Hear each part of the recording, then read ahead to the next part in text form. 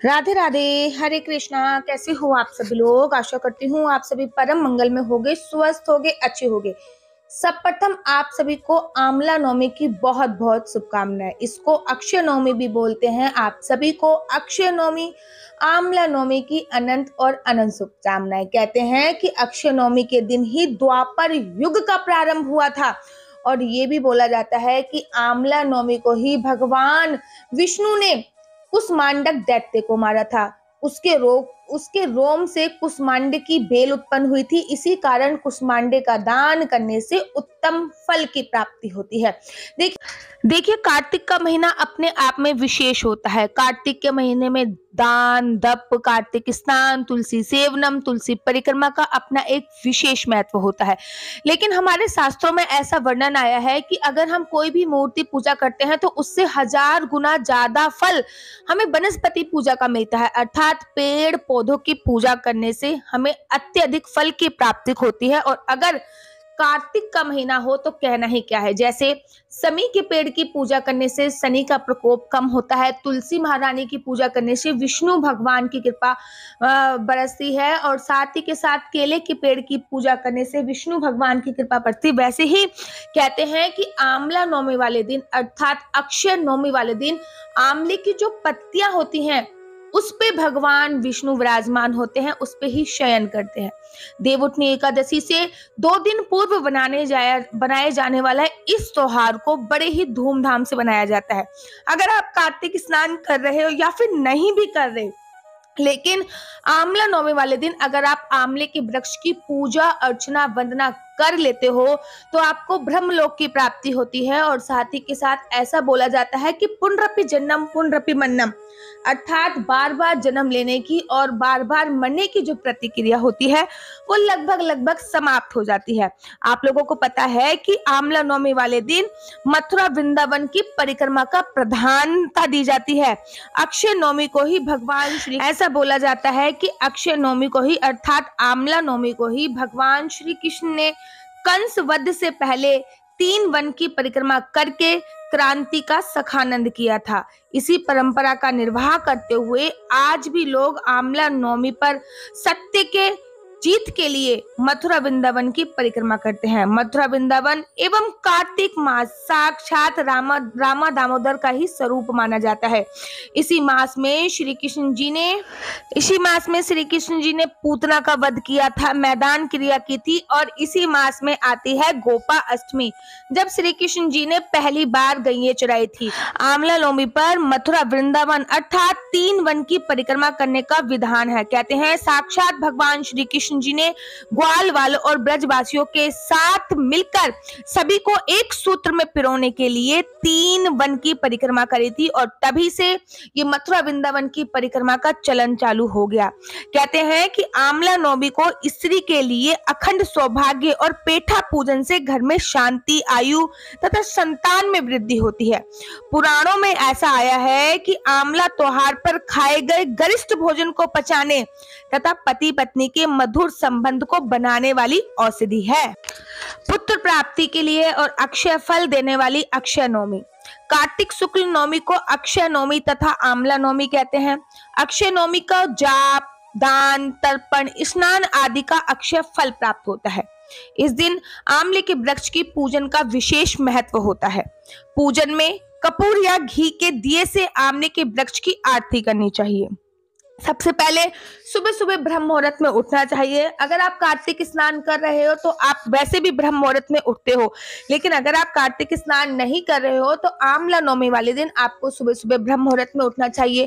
पानी में गंगा जल या फिर यमुना जल डाल के स्नान करना चाहिए। तत्पश्चात अगर आमले का वृक्ष आपके घर पे है तो सर्वोत्तम है। अगर आमले का वृक्ष आपके घर पे नहीं है तो आमले के वृक्ष की पूजा अर्चना वंदना करनी चाहिए कहीं बाहर जाके। अगर वो भी संभव नहीं है तो फिर एक आमले का वृक्ष लाके गमले में लगा देना चाहिए। सबसे पहले एक लोटे में दूध और गंगाजल डाल के आमले के वृक्ष पे चढ़ाना चाहिए। फिर एक सफेद सूत से आमले की कम से कम 8 और ज्यादा से ज्यादा 108 परिक्रमा करने का विशेष महत्व है। बोला जाता है कि आमले के वृक्ष के नीचे ब्राह्मण को भोजन कराने से फिर स्वयं भोजन करने से, घर में आंवले का वृक्ष ना हो तो गमले में आंवले का पौधा लगा लेने से, किसी भी धार्मिक पवित्र स्थान, आश्रम आदि में वृक्ष के नीचे पूजन कर सकते हैं। इससे आपको बहुत अधिक मंगलमय लाभ प्राप्त होता है। भारतीय सनातन पद्धति में पुत्र रत्न की प्राप्ति के लिए महिलाओं द्वारा आंवला नवमी की पूजा को विशेष महत्व दिया जाता था। कहा जाता है कि यह पूजा व्यक्ति के समस्त पापों को दूर कर पुण्य फलदायी होती है। इसके चलते कार्तिक मास के शुक्ल पक्ष की नवमी को महिलाएं आंवले के पेड़ की विधि विधान से पूजा अर्चना कर अपनी समस्त मनोकामनाओं की पूर्ति के लिए प्रार्थना करती हैं। आंवला नवमी को अक्षय नवमी के रूप में जाना जाता है। इस दिन द्वापर युग का प्रारंभ हुआ था। कहा जाता है कि आंवला भगवान विष्णु का पसंदीदा फल है। आंवले के वृक्ष में समस्त देवी देवताएं निवास करते हैं, इसलिए इसकी पूजा का विशेष विधान है।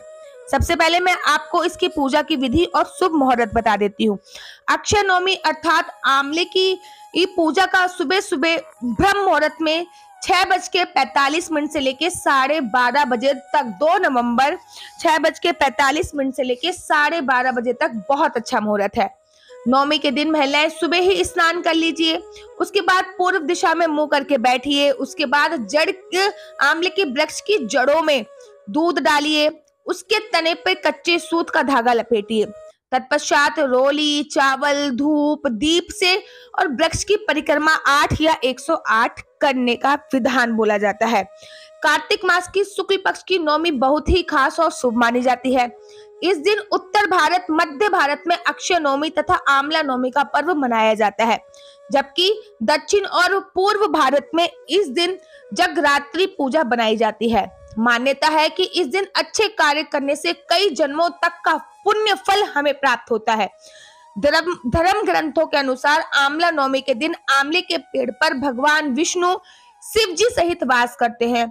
इस दिन सुबह उठकर इस वृक्ष की सफाई करनी चाहिए, साथ ही इस पर दूध और फल अर्पित करने चाहिए, पुष्प अर्पित करने चाहिए, धूप दीप दिखाना चाहिए। शास्त्रों के अनुसार आंवला नवमी, अक्षय नवमी इतनी ही शुभ और फलदायी है जितनी बैसाख मास की अक्षय तृतीया। बैसाख मास की अक्षय तृतीया पर किया गया कोई भी काम अक्षय रहता है, ठीक उसी प्रकार आंवला नवमी के दिन किया गया कोई भी पुण्य कार्य कभी समाप्त नहीं होता।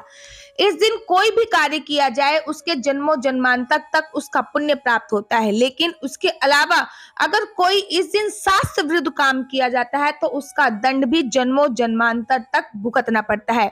इसलिए अक्षय नवमी के दिन ऐसा कोई कार्य नहीं करना चाहिए जिससे किसी को कष्ट पहुंचे। ब्राह्मणों को भोजन कराना चाहिए आंवले के वृक्ष के नीचे, उसके बाद स्वयं बैठकर भोजन करना चाहिए। अच्छा, जब हम भोजन कर रहे होते हैं तो उसका मुख पूर्व दिशा की तरफ हो तो शास्त्र बात ही कुछ होती है। शास्त्रों के अनुसार, शास्त्रों में बताया गया है कि भोजन के समय थाली में अगर आंवले का पत्ता गिर जाता है तो बहुत ही शुभ माना जाता है। कहते हैं कि आंवले के वृक्ष के नीचे भोजन करने की जो प्रथा शुरू हुई थी वो माता लक्ष्मी द्वारा शुरू करी गई थी। कहते हैं कि आंवले का वृक्ष अगर आपके घर पे ना हो तो इस दिन आंवले का वृक्ष जरूर खरीद के लेके आना चाहिए। इस दिन आंवले के वृक्ष को चुन्नी उड़ाकर उसको सूत बांधना चाहिए। कहते हैं कि आंवले के वृक्ष को दान करने से इस दिन अक्षय पुण्य की प्राप्ति होती है। आप न केवल सुबह इसकी पूजा अर्चना वंदना कर सकते हैं बल्कि शाम को भी इसकी पूजा अर्चना वंदना करने का विशेष महत्व है। आंवले के वृक्ष में सुबह शाम जोत जलाने पे अक्षय तृतीया वाले दिन अर्थात आंवला नवमी वाले दिन अक्षय फल की प्राप्ति होती है। आप घी की जोत या तिल के तेल की जोत भी जला सकते हैं। इस दिन अपने परिवार के किसी भी सदस्य को जिसका आप बहुत अच्छा चाहते हो, हमेशा ही जिसका भला चाहते हो, उस दिन उसको आपको आंवले का वृक्ष दान में देना चाहिए। मंदिर, किसी भी धार्मिक स्थल, किसी भी पवित्र स्थल में आपको आंवले का वृक्ष लगा के आना चाहिए। कहते हैं इस दिन आंवले के पत्तों के ऊपर दीप दान करने का विशेष महत्व होता है। लेकिन आंवला नवमी वाले दिन आपको एक चमत्कारी उपाय बता रही हूँ। आंवला नवमी वाले दिन चमत्कारी उपाय ये होता है कि आपको आंवले के पत्तों को स्पर्श करना होता है अपने दोनों हाथों से, और उससे अपने मन की बात कही हो जाती है। कहते हैं कि आंवला नवमी वाले दिन भगवान जो विष्णु होते हैं वो आंवले के पत्ते के ऊपर शयन करते हैं, और इस दिन अगर आप आंवले के पत्ते को अपने हाथों से स्पर्श करते हुए एक घी का दिया जलाते हुए अपने मन की बात अगर आप उससे बोल देते हो तो वो सारी बात पूरी हो जाती है। ये एक चमत्कारी उपाय है जो कि पद्म पुराण में वर्णन आया है। आशा करती हूँ कि आप लोगों को मेरी वीडियो अच्छी लगती होगी।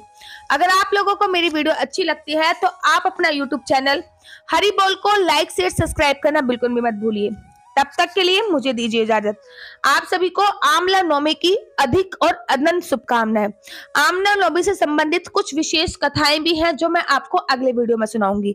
तब तक के लिए मुझे दीजिए इजाजत। राधे राधे, हरे कृष्णा, हरि बोल।